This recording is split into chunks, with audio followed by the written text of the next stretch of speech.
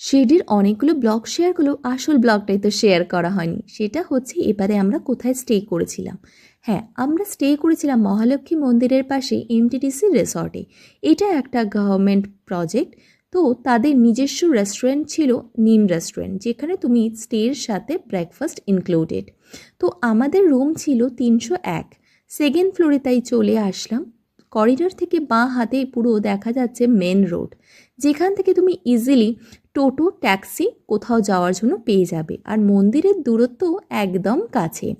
যেখানেই থাকি না কেন আমার ওয়াশরুমটা একটু নিট অ্যান্ড ক্লিন হওয়া দরকার।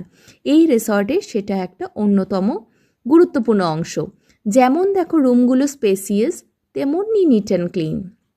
তো এখানে কাবার্ডটাগুলো বেশ বড় বড়, অনেকটা জায়গা আছে তুমি দুজনের জন্য। এই রুমটা ছিল সেন্টার টেবিল থেকে শুরু করে দুটো chair, TV, mini fridge, filter সব কিছুই ছিল।